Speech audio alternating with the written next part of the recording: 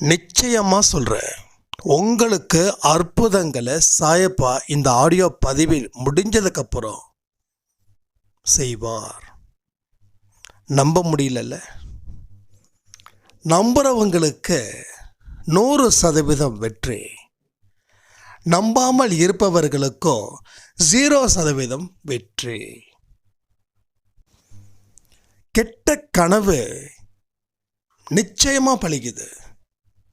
அது ஏன் பலிக்குது, எதுக்கு பலிக்குது, அதை தெரிஞ்சுக்கிட்டா கெட்ட கனவு என்றுமே பலிக்காத அளவுக்கு நாம் இங்கே செய்யலாம். ஸோ நம்ம வாழ்க்கையில் நல்லது மட்டும்தான் நடக்கணும்னா சில விஷயங்களை செஞ்சாவே போதும். இதில் பேசக்கூடிய வார்த்தைகள் எதுவும் என்னோடது கிடையாது. இது எல்லாமே சாயப்பாவால் உருவாக்கப்பட்ட வார்த்தைகளை தாண்டி வேற எதுவுமே கிடையாது. நிச்சயமாக சொல்கிறேன், இன்று இரவுக்குள் சாயப்பா உங்களுக்குள்ள ஒரு விஷயத்தை உருவாக்க போகிறாரு. முழுவதும் கேட்குறவங்களுக்கு மட்டுமே இது சாத்தியம்.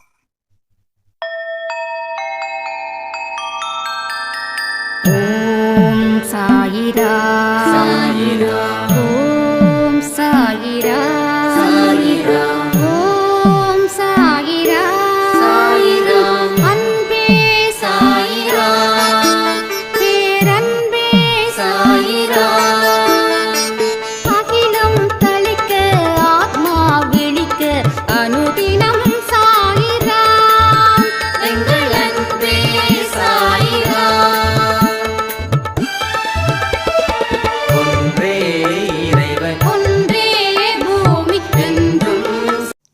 சாய்ராம். என் உயிரின் உயிரானவர்களே, ஒரு அற்புதமான கேள்வியை ஒரு சாய்ராம் கேட்டிருந்தாங்க. என்னென்னா, அண்ணா, என் வாழ்க்கையில் அற்புதம் நடக்குமா நடக்காதா? ஸோ நடக்காதுன்னு தெரிஞ்சுக்கிட்டா நான் அதுக்கு தகுந்த மாதிரி என் மனநிலையை மாற்றிப்பேன். என் வாழ்க்கையில் கர்மா தீருமா தீராதா? தீராதுன்னு சொன்னால் அதுக்கு தகுந்த மாதிரி என் வாழ்க்கையை மாற்றிப்பேன். கடவுள் துணையோட இந்த வாழ்க்கையை நான் வெல்ல முடியுமா முடியாதா? முடியாதுன்னு சொன்னால் நான் கவலைப்பட மாட்டேன். ஸோ முன்னாடி நடக்கக்கூடிய விஷயத்தை இப்போவே தெரிஞ்சுக்கிட்டா எனக்கு நல்லதுன்னு நான் நினைக்கிறேன் அப்படின்னு சொல்லி, இன்னொன்று, நீங்கள் என்னென்ன ஆடியோவெல்லாம் கொடுக்குறீங்களோ அது எனக்கானது அப்படியே நடந்திருக்குது. அப்போ இந்த விஷயமும் எனக்கு தெரியணும். கண்டிப்பாக எனக்கு அது நடக்குன்ற நம்பிக்கை எனக்கு இருக்குது.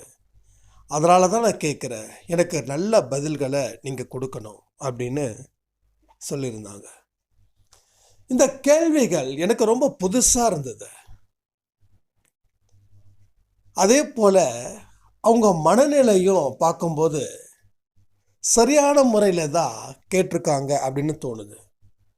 ஒரு கேம் விளையாடுறோம், எனக்கு வெற்றி வருமா தோல்வி வருமா? தோல்வி வந்தாலும் பரவாயில்ல அப்படின்னு ஆடிட்டு தான் இருக்கோம், ஆடாமல் போகிறதில்ல. ஏன்னா ஆடி தான் ஆகணும். அப்போ அந்த தோல்வி வந்தால் பரவாயில்ல அப்படின்னு ஏன் நினைக்கிறாங்கன்னா, அந்த எதிர்பார்ப்பு, வெற்றி பெற முடியுன்ற எதிர்பார்ப்பு தோல்வியில் முடிஞ்சிச்சுன்னா அந்த தோல்வியை விட மன அழுத்தம் அதிகரிக்கும். இந்த ஒரு காரணத்துக்காக இந்த கேள்விகளை பலர் கேட்குறாங்க. ஒரு விஷயத்தை நீங்கள் முடிவு பண்ணிக்கோங்க. இப்போ உங்களுக்கு சாயப்பா அற்புதத்தை நடத்துவாரா நடத்த மாட்டாரான்றத என்னால் முடிஞ்ச வரைக்கும் உங்ககிட்ட புரிய வைக்க முயற்சி பண்ணுறேன். நம்ம அடிக்கடி அன்பே சாயில் சொல்லக்கூடிய வார்த்தை, நம்ம வாழ்க்கையை நம்ம கையில் அவர் ஒப்படைச்சிட்டாரு. எப்படி வேணாலும் வாழலாம். ஸோ வாழ்க்கையை ஒப்படைச்சிட்டாரு, என்ன வேணாலும் எப்படி வேணாலும் வாழலாம். ஆனால் வாழ்க்கையோடைய முடிவை தெரிஞ்சு நீ எதுவாக இருந்தாலும் ஆரம்பின்னு சொல்லிட்டார். Condition apply. நீ எப்படி வேணாலும் வாழ்ந்துக்கோ, அதை பற்றி இங்கே எந்த கவலையும் இல்லை. ஆனால் உன்னோட முடிவுகள் எப்படிப்பட்டதாக இருக்குன்றதை யோசிச்சு அதுக்கு தகுந்த மாதிரி உன் வாழ்க்கையை நீ வாழு. ஃபார் எக்ஸாம்பிள், நான் தண்ணி அடிக்க போகிறேன் அப்படின்னா கள்ளக்குறிச்சியில் நடந்த சம்பவத்தை ஞாபகம் வச்சுட்டு அடிக்கலாமா வேண்டாமான்னு யோசி. சூதாட்டம் ஆட போகிறேன்னா எவனோ ஒருத்தன் வீடு நிலம் அத்தனையும் விற்று தெருவில் வந்து நின்றுருப்பான். அவனை நினச்சி நீ சூதாட்டத்தை விளையாடு. கடன் வாங்க போகிற 10 லட்சம் ரூபாய் ஒருத்தவங்க கொடுக்குறன்றாங்க அப்படின்னு யாராவது வலுக்கட்டாயமாக உங்களுக்கு கடனை கொடுத்து அது மூலமாக நீ தொழிலை ஆரம்பி அப்படின்னு யாராவது சொன்னாங்கன்னா, ஏற்கனவே கடன் வாங்கி ரோட்டில் நடந்து போகிறாங்க பாருங்க, செப்பல் கூட நல்ல செப்பல் இல்லாமல், அவங்கள பார்த்து முடிவு பண்ணு. அதுக்கப்புறமா வாங்கலாமா வேண்டாமான்னு. உனக்கு உன் முடிவு சரியாக இருந்துச்சுன்னா நீ வாங்க, இல்லைன்னா வாங்காத. இருக்கிறத வச்சு சந்தோஷமாக இரு. இதுதான் நம்ம என்றைக்கும் நம்ம வாழ்க்கையில் நினச்சி பார்க்க வேண்டிய ஒரு அற்புதமான விஷயம்.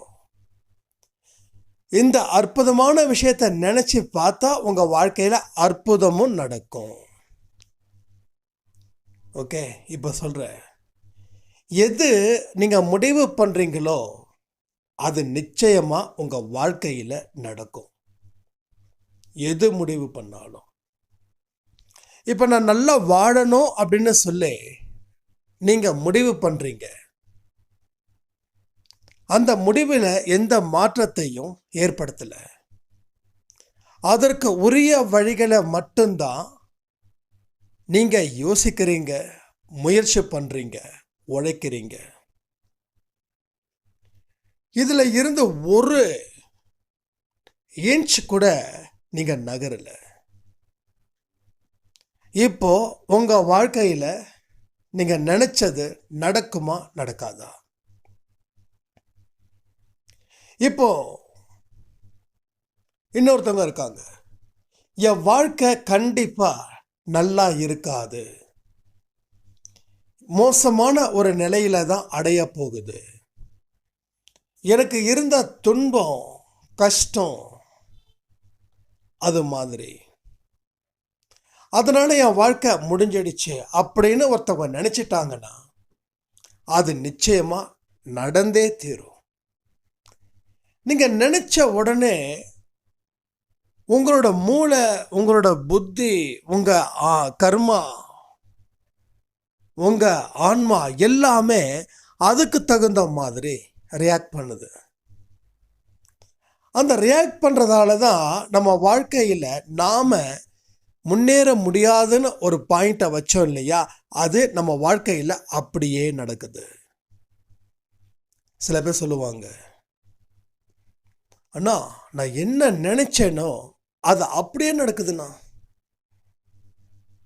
நான் நினைச்சேன், நான் கேட்டேன், என்ன மாதிரி நினைச்சிங்கம்மா? இது மாதிரி பிஎம் ஆகணும், சிஎம் ஆகணும், இல்லை ஒரு பெரிய தொழிலதிபர் ஆகணும், இல்லை ஒரு பெரிய சோசியல் ஒர்க்கர் ஆகணும், அப்படி நினச்சது ஏதாவது நடந்துச்சா? இல்லை உங்களுக்கு பெரிய பரிசு தொகை கிடைக்கணும், பெரிய வேலை கிடைக்கணும், அப்படி ஏதாவது நடந்துச்சா? ஆனால் அப்படி நடந்துச்சுன்னா, அப்படி இல்லைண்ணா வேற எப்படி? இது மாதிரி ஒரு வீட்டில் ஒரு பெரிய பிரச்சனை வரும் அப்படின்னு ஒரு வாரமாக நினச்சேன்னா, கரெக்டாக எனக்கு பெரிய அளவில் பிரச்சனை வந்து ஒரு வழி ஆக்கிடுச்சுன்னா, எனக்கு பயமாக இருக்குண்ணா, நான் நினச்சது அப்படியே நடக்குது. இதை அவங்க வருத்தப்பட்டு சொல்லலை, அவங்க தான் நினைச்சதால தான் நடக்குதுன்னு தன்னை பெருமைப்பட்டு சொன்னாங்க.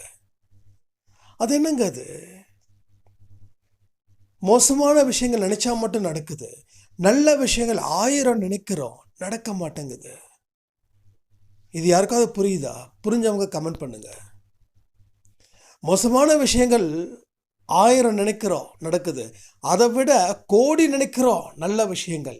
ஏன் நல்ல விஷயங்கள் நினைச்சா நடக்க மாட்டேங்குது? அப்போ மோசமான விஷயங்கள் மட்டும்தான் நினைச்சா நடக்குமா? இதையும் ஒரு கேள்வியா உங்க மனசுல எழலாம். ஏன்னா இங்க பல பேர் சொல்றீங்க, நான் நினைச்சது அப்படியே நடக்குதுப்பா, அதே மாதிரி நடந்துடுச்சு, ரொம்ப கஷ்டப்படுறேன், ரொம்ப வருத்தப்படுறேன். நான் நினைச்சது நடந்துடுச்சுன்னு சொன்னவங்க 10 பேர் சந்தோஷமா சொன்னவங்க, மீதி 90 பேர் இதே பல்லவிதான். அதுக்கு காரணம் என்ன தெரியுமா? நீங்க முடிவு பண்ணிட்டீங்க. வீட்டில் ஒரு சின்ன பிரச்சனை வந்த உடனே நீங்க முடிவு பண்ணிட்டீங்க, இது பெருசா வந்து தான் முடியும். ஒரு சின்ன பிரச்சனை நீங்க முடிவு பண்ணிட்டீங்க. அப்போ இல்லை, இந்த பிரச்சனை வரக்கூடாதுன்னு அப்போவே உங்க மனசும் புத்தியும் அதுக்கு உரிய வழிகளை தேர்ந்தெடுத்திருந்தா அந்த ப்ராப்ளம் அப்போவே சால்வ். ஆனால் நீங்கள் முடிவு பண்ணதால் இந்த ப்ராப்ளம் கண்டிப்பாக முடியாது, இது பெரிய அளவில் வந்து அதுக்கப்புறம்தான் இது சால்வ் ஆகும்னு நீங்கள் நினச்சதால, அதற்கு உரிய வழிகளை யோசித்ததால, அதற்கு உரிய வழிகளை செயல்பட்டதால அது பெரிய அளவில் பிரச்சனையாக வந்து இன்னைக்கு முடிஞ்சிருக்கு. அப்போ நம்ம கோடி நினைக்கிறோம், ரைட், நினைக்கிறீங்க, ஆனால் அதை எதுவும் செயல்படுத்தலை. ஆனால் 1000 தப்பான விஷயங்களை, 1000 மோசமான விஷயங்களை நினைக்கிறோம், ஆனால் அதை செயல்படுத்துகிறோம். அங்கே அதிகமாக நீங்கள் யோசிச்சிங்க நல்லது நடக்கணும்னு, ஆனால் எந்த விதமான முன்னேற்றத்தையும் உங்கள் மனமோ புத்தியோ ஈடுபடலை. ஆனால் இந்த விஷயத்தை நீங்கள் கொஞ்சம் தான் நினச்சிங்க, ஆனால் அதிகப்படியான நேரத்தை இதுக்கு கொடுத்தீங்க. உங்களுக்கே தெரியாமல் அந்த பாதையில் போனீங்க. அதனால வாழ்க்கையில் பிரச்சனைகள் அதிகரிச்சது. அப்போ உங்கள் வாழ்க்கையில் நீங்கள் எந்த மாதிரி முடிவுகள் எடுத்திருக்கீங்களோ அதற்கு தகுந்த மாதிரி கடவுளுடைய டைரக்ஷன் உங்களுக்கு கிடைக்குது. ஸோ முன்னாடியே நான் சொன்னேன் இந்த ஆடியோ தொடக்கத்தில், முடிவு எப்படிப்பட்டதுன்னு தெரிஞ்சு அதுக்கப்புறமா உங்களை செயலில் ஈடுபடுங்க. அதை பற்றி திங்க் பண்ணுங்க. முடிவு மோசமாக கொடுக்க போகுதுன்னா அதை கொஞ்சம் கூட திங்க் பண்ணவே கூடாத அளவுக்கு நீங்கள் இருக்கணும். சில பேர் இதெல்லாம் பண்ணவே கூடாதுன்னு நினைப்பாங்க. ஸோ அதிகமாக நினைக்கிறதால நம்ம செஞ்சுடுவோம். எனக்கு இது பிடிக்காதுன்னு யார் சொல்கிறாங்களோ கடைசியில் அது அவங்கள வந்து சேரும். அப்போது பிடிக்காதுன்ற ஒரு விஷயத்த நீங்கள் அடிக்கடி உங்கள் மனசில் வச்சுக்கிட்டே இருக்கீங்க. அது அதுக்கு தகுந்த வேலைகளை பார்க்குது. ஒன்றும் இல்லை, நான்லாம் கல்யாணமே பண்ணிக்க போகிறது இல்லைப்பா, ஒரு அப்படியே இருந்துட்டு போகிறேன் பேச்சுலரா அப்படின்னு எந்த ஆணாவது எந்த பெண்ணாவது சொன்னாலும் அவங்க தான் சீக்கிரமாக கல்யாணம் பண்ணுவாங்க. இது நிறைய விஷயத்தில் நடந்திருக்குது. ஏன், என்னுடைய விஷயத்தில் அதுதான் நடந்துச்சு. அப்போ என்ன நடக்குதுன்னா, எது நமக்கு பிடிக்கலையோ அதை நாம் அதிகமாக நினச்சிக்கிட்டே இருக்கோம். எது நமக்கு பிடிக்குதோ அதை குறைவாக நினைக்கிறோம். அதை எந்த ஒரு விதத்துலேயும் அதை நம்ம சொந்தம் கொண்டாடலை. ஆனால் பிடிக்காத விஷயத்த நினச்சோம், நடந்துடுமோன்னு நினச்சோம், நடந்துடுச்சு. கீழே விழுந்துடுவோமோன்னு நினச்சோம், கீழே விழுந்துட்டோம். இதனால் பிரச்சனை வரும்னு நினச்சோம், வந்துடுச்சு. நீங்கள் நினச்சது மட்டும் இல்லை, நீங்கள் அதுதான் நடக்குதுன்னு அந்த விஷயத்தை நடக்கிறதுக்கு முன்னாடியே முடிவு பண்ணதால் அது உங்கள் வாழ்க்கையில் நடந்துடுச்சு.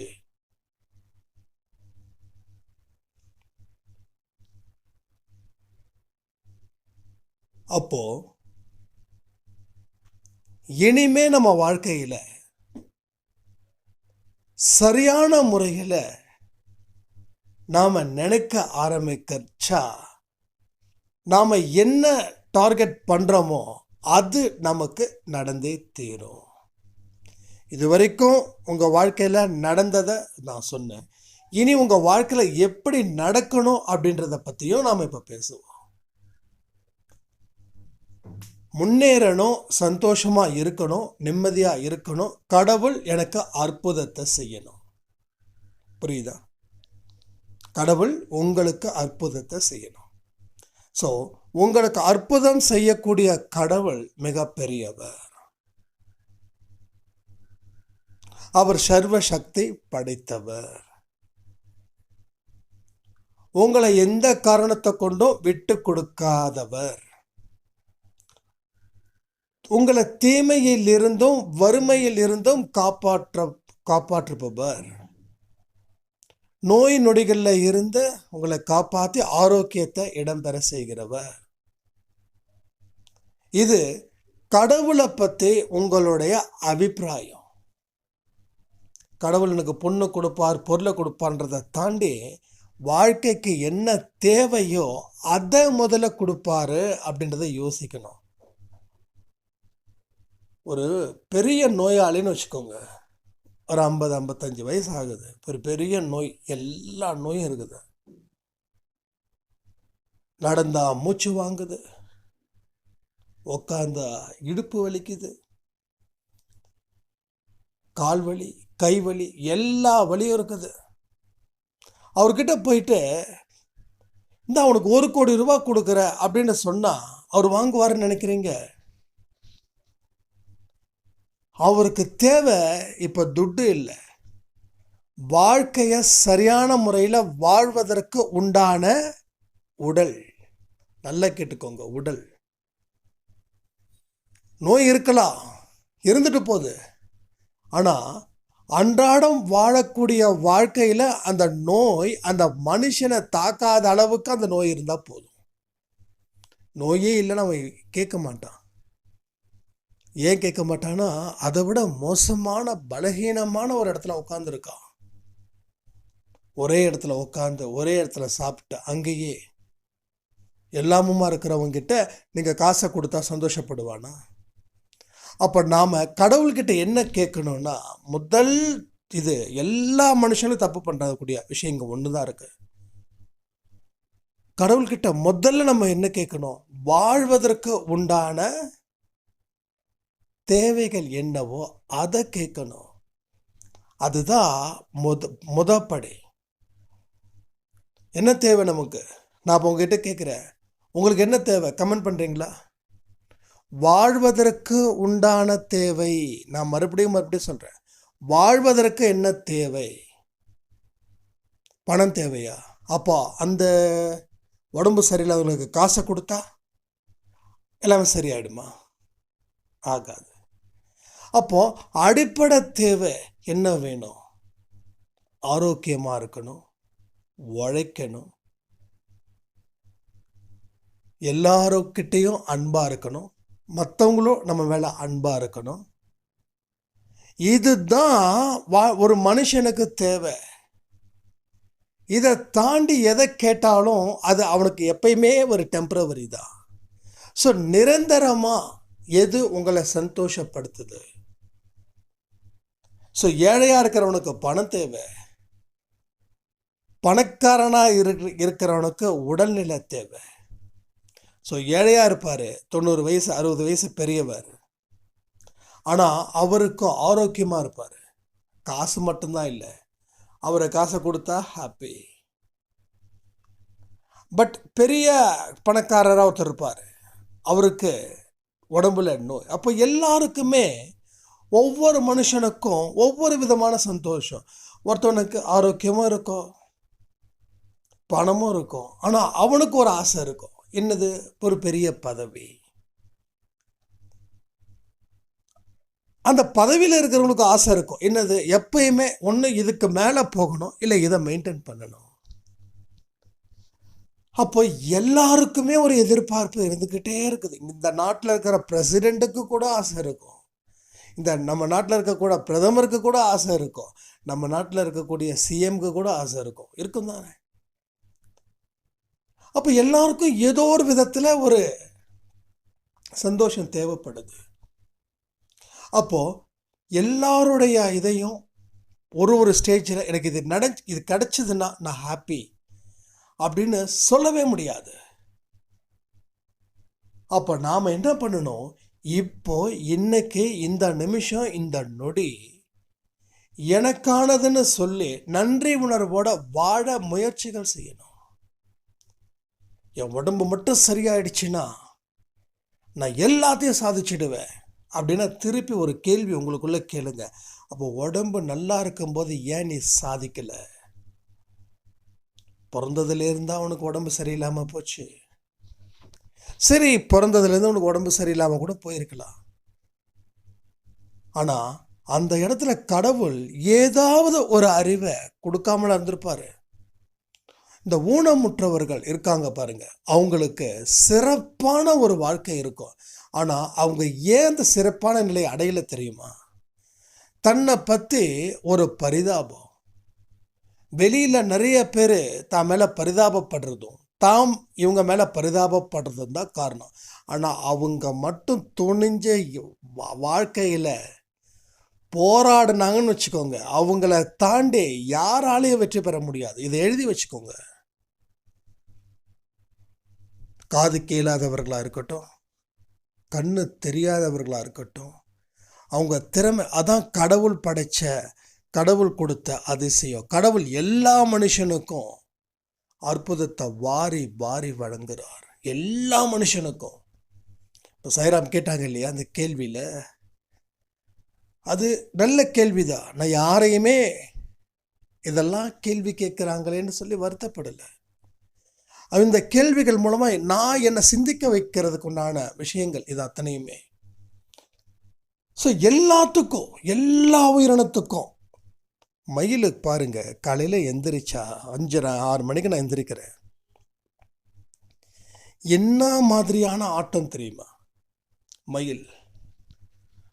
புறா தன்னோட குட்டிங்களுக்கு எவ்வளோ அழகாக சாப்பாடை ஊட்டுது தெரியுமா? ஆனால் நாம் இதை கற்றுக்கவோ இதை பார்க்கவோ நேரம் இல்லாத மனிதர்களாக இருக்கிறோம். நான் சொன்னேன், நம்ம வீட்டில் வேற ஒரு கெஸ்ட்டு வந்திருந்தாங்க. அங்கே பாருங்களேன், அதை அடையாப்பா இதை பார்க்கறதுக்கா நேரம் இருக்குது. நான் திருப்பி கேட்டேன், அப்போ வேற எதை பார்க்க நேரம் இருக்கு? பிரச்சனைப்பா வாழ்க்கையில். ஒரு பிரச்சனையும் கிடையாது. அவர் சொல்கிறாரு, வாழ்க்கையில் பிரச்சனையை பார்க்கறதா இதெல்லாம் ரசிக்கிறதா? பிரச்சனைனா முடிஞ்சதுக்கப்புறம் ரசிக்கலாம். இது பல பேருடைய தத்துவம். அத்தனையும் முடிஞ்சதுக்கப்புறம் ஹாப்பியாக இருப்போம், அத்தனையும் முடியாது, நம்ம ஹாப்பியாக இருக்கவும் முடியாது.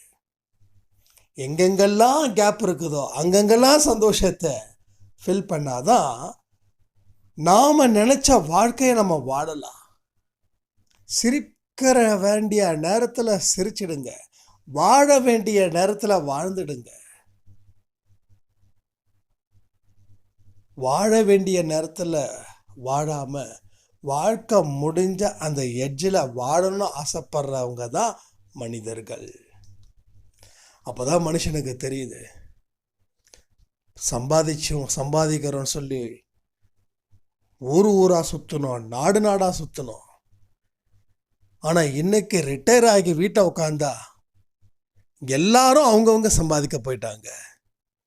இன்னைக்கு தனி மரமாக இருக்கிறோம். இது ஒரு பெரிய பணக்காரர், அவர் என்கிட்ட நம்ம அன்பே சாய் அப்பப்போ பாப்பா தான் சொன்னாங்க. அவர் தான் சொன்னார், தம்பி நான் ஃப்ளைட்டில் சுற்றி வியாபாரம் பண்ணுவேன்,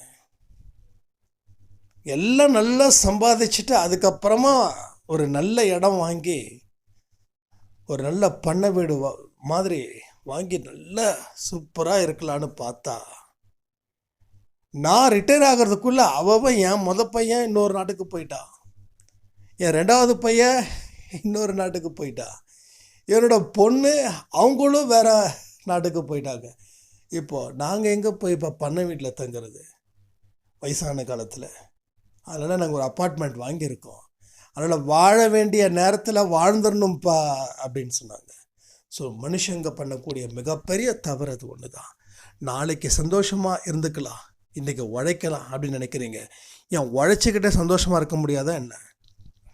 ஒன்று மனுஷன் உழைச்சி சந்தோஷம் இல்லாமல் இருக்கா, இல்லைன்னா சந்தோஷப்பட்டுக்கிட்டே உழைக்காமல் இருக்கா. இந்த ரெண்டும் தான் செய்கிறா. இந்த ரெண்டும் தான் அவனோட டார்கெட்டாக இருக்குது. ரெண்டுமே செய்யணும் வாழ்க்கையில், எல்லாமே இருக்கணுங்க. எப்படி இரவும் பகலும் ஒரே நாளில் இருக்கோ அதே போல தான் வாழ்க்கையில் கஷ்டங்களும் இருக்கும், இன்பங்களும் இருக்கும். அதுதான் வாழ வேண்டிய முறை. அப்போ இயற்கை கற்றுக் கொடுக்குற பாடத்தை படிக்காம, எனக்கு இதெல்லாம் நேரம் இல்லை, நான் அப்படி, நான் இப்படி, எனக்கு இருக்கிற பிரச்சனை அப்படி, ஏன் ப்ராப்ளத்தை ஹீரோ ஆக்குறீங்க? யார் சொன்னா ப்ராப்ளத்தை ஹீரோ ஆக்கணும்னு? கடவுளை ஹீரோவாக்குங்க. ஏங்க இருக்கக்கூடிய சனி பயிற்சியை, குரு பயிற்சியை ஹீரோ ஆக்குறீங்க? ஸோ சனி பயிற்சியும் குரு பயிற்சியும் கடவுளால் உருவாக்கப்பட்டது. கிரகங்கள் கடவுளால் உருவாக்கப்பட்டது. இந்த பூமி, இந்த உலகம், இந்த மலை, இங்கே ஆறு, இங்கே இருக்கிற உயிரினங்கள் அத்தனையும் கடவுளால் படைக்கப்பட்டது. அப்போ ஏன் கிரகங்கள் சரியில்லை அப்படின்னா உங்கள் வாழ்க்கை முடிஞ்சு போயிடுச்சுன்னு இடிஞ்சு போய் உட்காந்துருக்கீங்க. இது எவ்வளோ பெரிய தப்பு தெரியுமா? ஸோ உங்களை விட, என்னை விட, இயற்கையை விட கடவுள் பெரியவர். கடவுள் மனசு வச்சா எப்பேற்பட்ட ஆபத்தில் இருக்கிறவங்கள கூட கடவுள் காப்பாற்றுவார். அந்த நம்பிக்கை உங்களுக்கு இருந்துச்சுன்னா கடவுள் காப்பாற்றுவார். ஆனால் ஆபத்து காலத்தில் ஐயையோ போயிடுச்சே அப்படின்னு சொன்னா போயிடுச்சு, ஐயையோ நான் அப்படின்னு சொல்ல மாட்டேன், என் கடவுள் என்னை காப்பாற்றுவார் அப்படின்னா அந்த இடத்துல கடவுள் உங்களுக்கு நிறைய விஷயத்த சொல்லிக்கிட்டே இருப்பார். இப்படி போ, அப்படி போ, அங்கே நில்லு, இங்கே நில்லு, அதை செய், இதை செய், இப்போ நீ ஜெயிச்சிட்ட. ஸோ கடவுள் யார் மூலமாவது கீ கொடுத்துக்கிட்டே இருப்பாங்க. நல்ல வார்த்தைகள் இங்கேருந்து வருதுன்னா அது கடவுள் சொன்ன வார்த்தைகள்மே, வேற ஒன்றுமே இல்லை. ஒருத்தன் வாழு, நீ வாழுவன்னு சொன்னா அது கடவுளோட வார்த்தை தான். நீ வாழ மாட்டப்பா, உன் வாழ்க்கை முடிஞ்சிடுச்சுன்னா அது கடவுள் இல்லை, அது சாத்தான்னு சொல்லக்கூடிய வார்த்தை.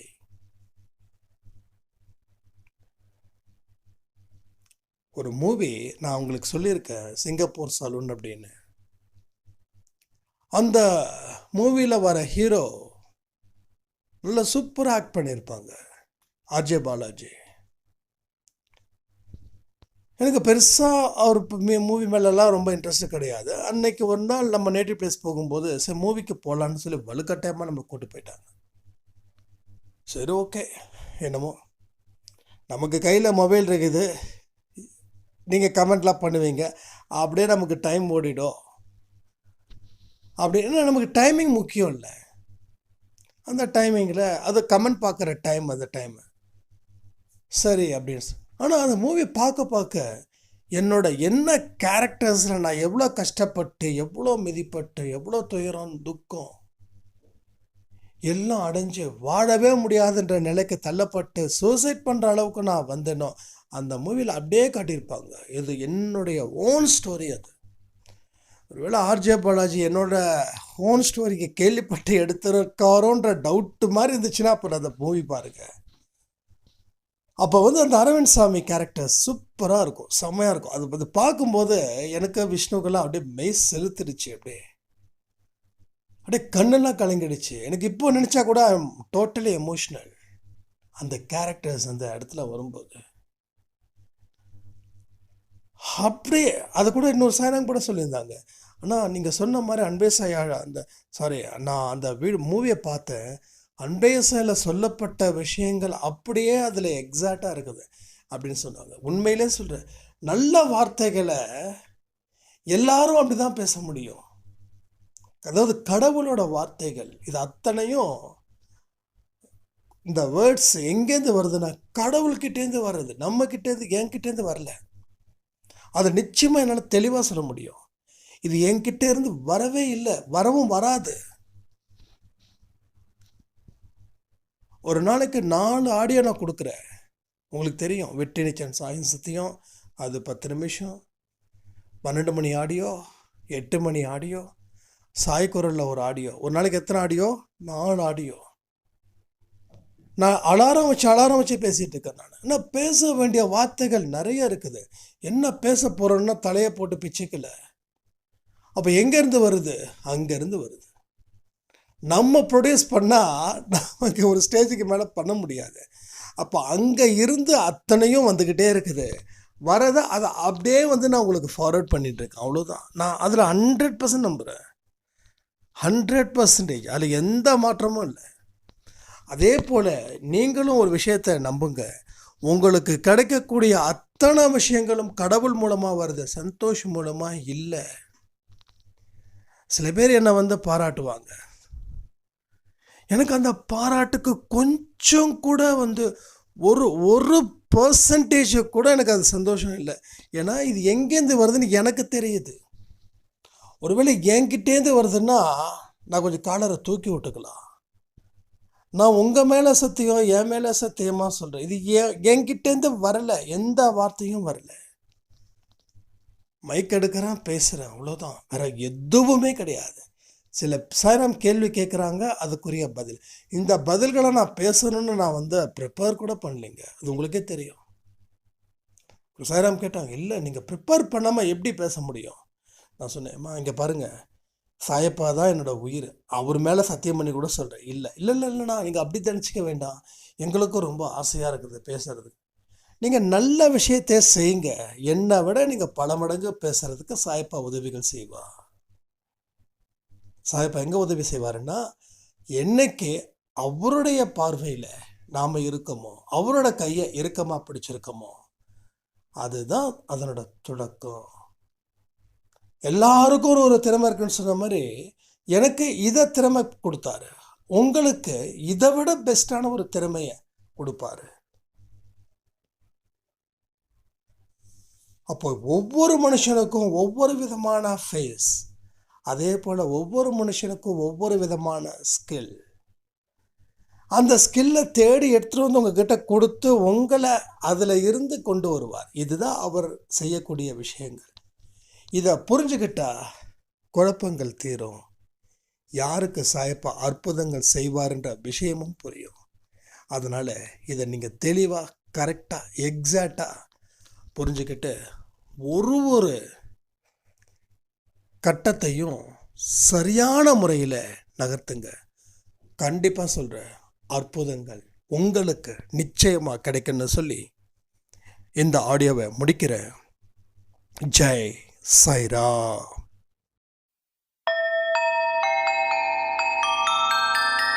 ஓம் சாயிராம்.